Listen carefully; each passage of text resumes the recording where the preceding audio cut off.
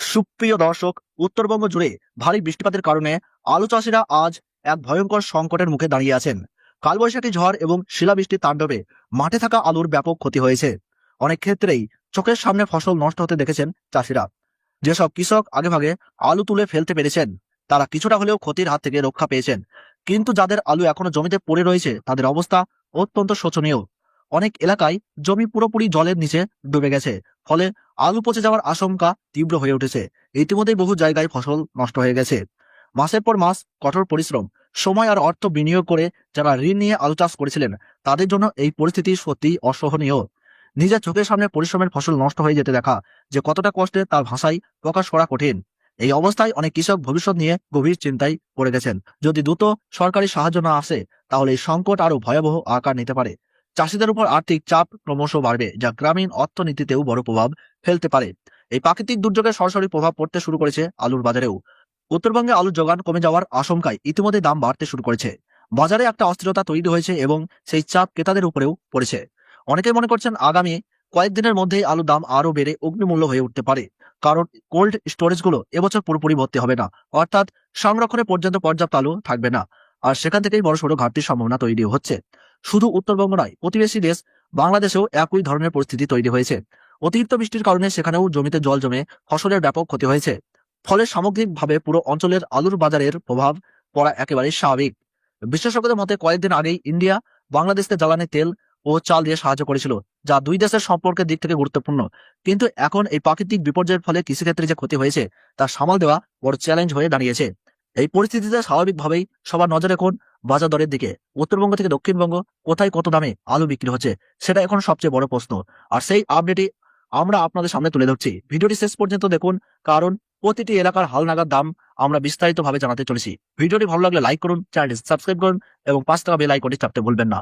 আর কমেন্টে অবশ্যই লিখে জানান আপনি কোন এলাকা থেকে ভিডিওটি দেখছেন। এবার চলুন দেখে নেওয়া যাক পশ্চিমবঙ্গের বিভিন্ন অঞ্চলে আজ আলুর বাজার দর ঠিক কত চলছে।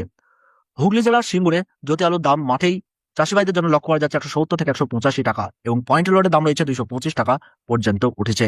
গোঘাটে জ্যোতি আলুর দাম 180 থেকে 190 টাকা আর পয়েন্ট লোড হচ্ছে 220 থেকে 230 টাকার মধ্যে ঘোরাফেরা করছে। তারকেশ্বরে জ্যোতি আলু বিক্রি হচ্ছে 190 টাকা থেকে 230 টাকার মধ্যে এবং রেডি আলুর দাম রয়েছে 210 টাকা থেকে 235 টাকার মধ্যে।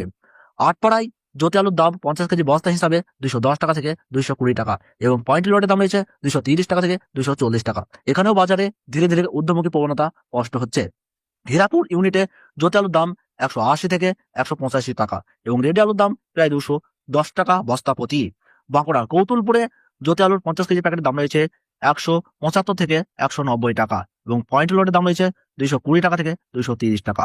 পশ্চিম মেদিনীপুরের চন্দ্রকোনায় জ্যোতি আলুর দাম রয়েছে 180 টাকা থেকে 195 টাকা এবং পয়েন্ট লোডের দাম রয়েছে 210 টাকা।